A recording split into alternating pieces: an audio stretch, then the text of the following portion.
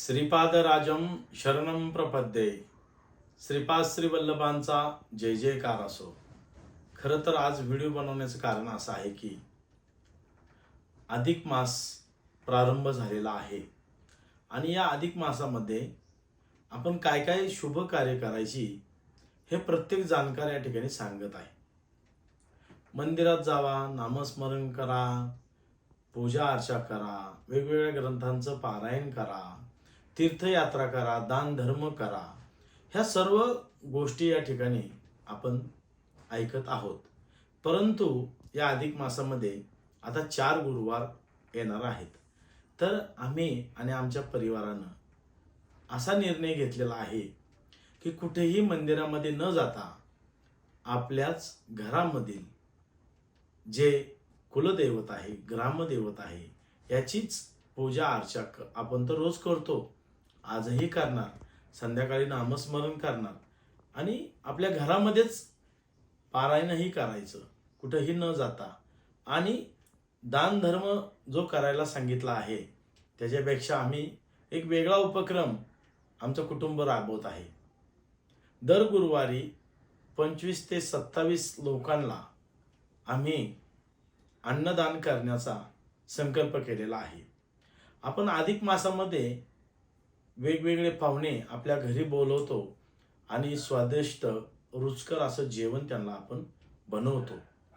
परंतु हे जेवण दर गुरुवारी 27 लोकांना आपण आपल्या पाहुण्यांना जी क्वालिटी देतो त्याच क्वालिटीचं जेवण बनवायचं, ते पार्सल करायचं, आपल्या गाडीमध्ये भरायचं आणि गोल राऊंडवरती आपल्या परिसरामध्ये आपण जाऊन आपल्या हाताने, आपल्या डोळ्याने पाहून योग्य व्यक्ती, त्या व्यक्तीलाच हे अन्नदान आपण आज करणार आहोत.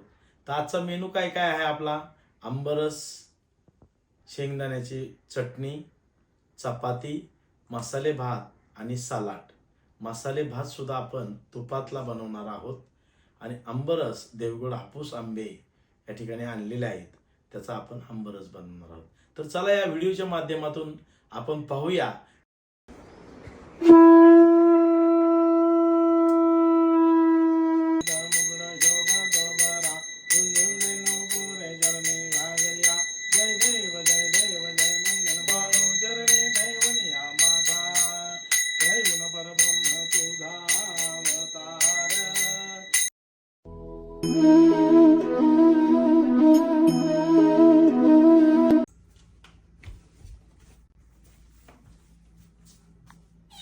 जेवण आपलं आता रेडी झालेलं आहे. आंबेरस, सलाड, 2 चपात्या, तुपातला मसाले भात आणि शेंगदाण्याची मिरची, असा हा आजचा मेनू आपला आहे. पॅकिंग एवढी छान प्रकारे केलेली आहे आणि एवढी छान प्रकारे आणलेली आहे की जो व्यक्ती हे जेवण त्याच्या हातामध्ये दिल्यानंतर हे पॅकिंग बघूनच त्याला खूप असा आनंद होईल. आणि विशेष म्हणजे हे जी पॅकिंग आता ह्या आंबरस आहे, मसाले भात आहे, शेंगदाण्याची मिरची आहे, तुम्ही आता हे कसं पण करा, वाकडं तिकडं करा, पण कुठल्याही मेनूमध्ये मिक्स होत नाही, एवढी छान पॅकिंग या ठिकाणी हे आपण केलेली आहे.